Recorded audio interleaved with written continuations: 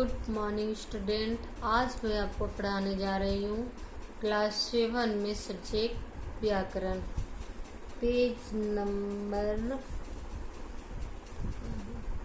10।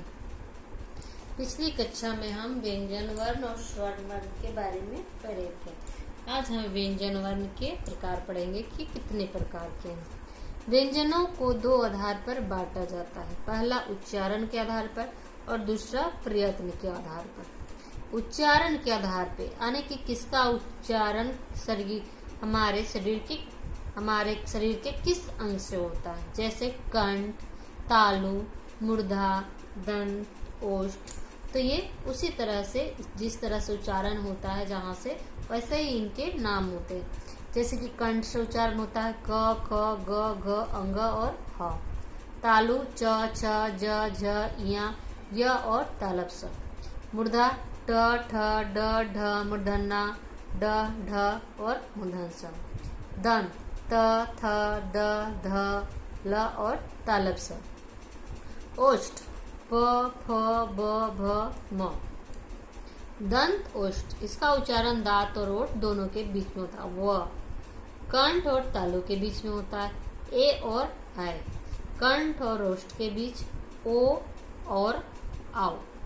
नासिका अंग, अंग, इया, मूर्धन्य और न। इस सभी का उच्चारण न से यानी नासिका ने नाक से होता है।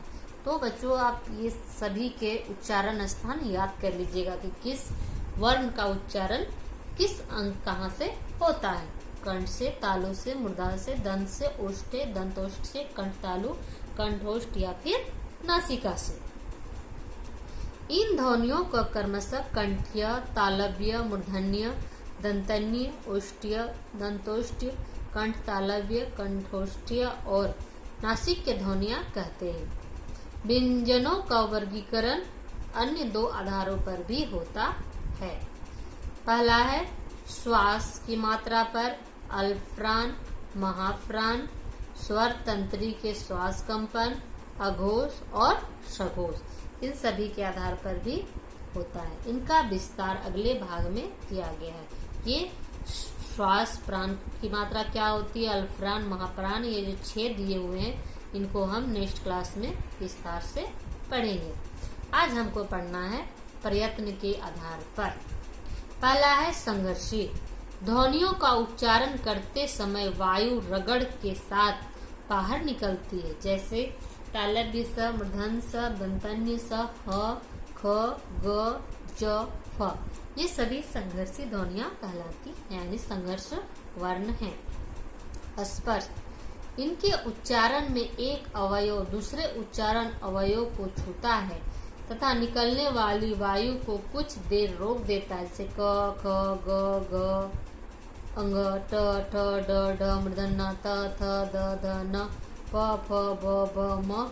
ये स्पष्ट ध्वनियां हैं। अब है स्पर्श संघर्षी। एक उच्चारण अवयव दूसरे उच्चारण अवयव को स्पर्श करता है तो स्पर्श करते समय वायु कुछ रुककर घर्षण के साथ बाहर निकलती है, जैसे च, छ, ज, झ, या। स्पर्श संघर्षी ध्वनियां हैं। नासिक, इन ध्वनियों के उच्चारण में वायु नाक से निकलती है। अंग, इया, मूर्धन्य, न, मो आदि ध्वनियां नासिक के ध्वनियां कहलाती है। इन सभी का उच्चारण नाक से होता है। अर्ध ध्वर, य और व अर्ध स्वर है।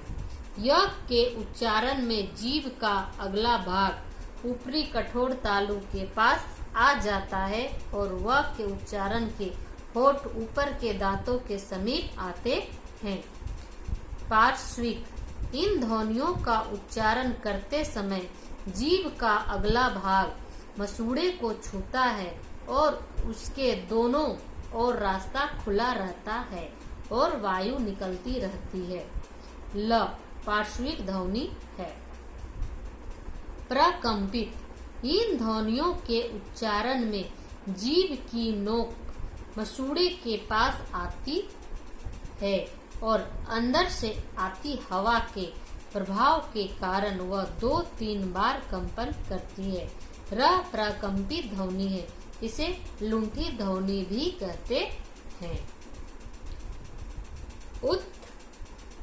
उत्क्षिप्त, इन ध्वनियों के उच्चारण में जीभ की नोक उलटकर आगे की ओर होती हुई नीचे को फेंकी जाती है। से ड ढ उत्क्षिप्त ध्वनियां हैं।